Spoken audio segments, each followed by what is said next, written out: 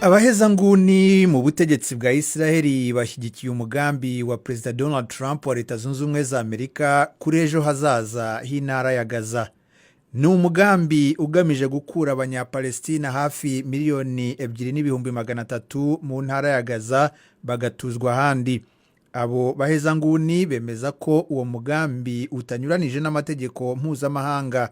Abanyapalestine bo ntibashyigikiye uwo mugambi. Aba bagizwe n'abadepite batsimbaraye ku bya kera mu nteko ishinga amategeko Knesset bateranye ku cyumweru gishize mu nama idasanzwe kugira ngo batangaze ko bashyigikiye umugambi watangajwe na Perezida Donald Trump wo kwimura mu ntara ya Gaza Abanyapalestine barenga miliyoni 2.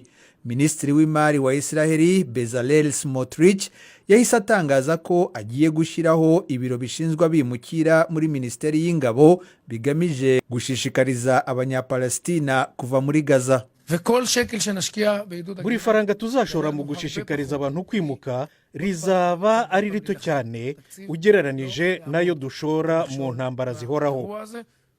Ingengo y'imari ntizaba inzitizi kuri uyu mugambi. Ntabwo ari umugambi usanzwe. Ni amahirwe yo guhindura amateka mu burasirazuba bwo hagati na Israeli. Umudepite Simcha Rothman avuga ko uyu mugambi wo kwimura Abanyapalestina usobanutse kuruta uwatanzwe na Misiri n'umuryango w'ibihugu by'Abarabu. Avuga ko uwo mugambi wabo wo uha uburenganzira ubutegetsi bwa Palestina kuyobora Gaza ariko ntubaha ububasha bwo gusenya no kwaka intwaro abagize umutwe wa Hamasi. Leta Zunze Ubumwe za Amerika ifata nk'umutwe w'iterabwoba. Hari abantu bavuga ngo reka tugorore Hamasi, reka duhe amahirwe Hamasi yo kongera kubaka igisirikare cyayo. Wavuga ute ko icyo ari igisubizo gisobanutse? Si cyo. Giteye ubwoba kandi giteye ubwoba kuri Gaza. Giteye ubwoba ku batuye Gaza, kinateye ubwoba ku mahoro mu karere. Umuhanga mu by'amategeko Eugene Kontorovich wo mu kigo Kohelet Policy Forum cyo muri Israeli wegamiye ku ruhande rw'abahezanguni, we avuga ko kwimura abantu ubakura mu bice byibasiwe n'intambara bitica amategeko mpuzamahanga. We know that in time of war there are refugees. Turabizi ko mu bihe by'intambara havuka ibibazo by'impunzi. Urugero muri Afghanistan hagaragaye impunzi ziba miliyoni. Niko bimeze muri Syria. Muri Ukraine naho hahunze ababarirwa muri za miliyoni. Ariko ntibyigeze byitwa itsembabwoko. Ubu noneho nta bushake buhari bwo gutuma abantu bicwa impunzi bigenderewe, ahubwo ni ingaruka z'intambara.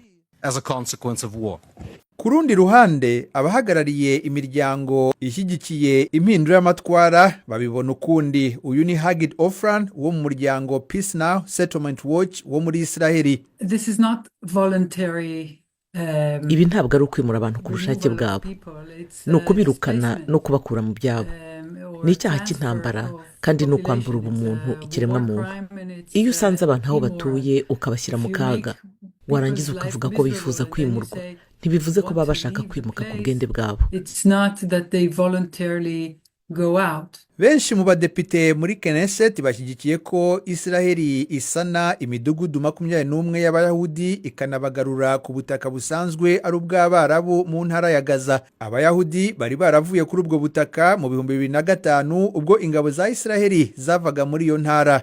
Daniel Wise nawe wigeze gutuzwa muri bene iyo midugudu ashyigikiye icyifuzo cyo gutuza Abayahudi mu ntara ya Gaza.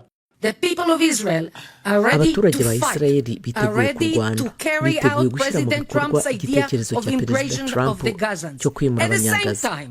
Nanone kandi Abanyayisraeli biteguye kandi bashishikajwe no gusohoza intego yabo yo gutuza muri Gaza yose Abayahudi gusa.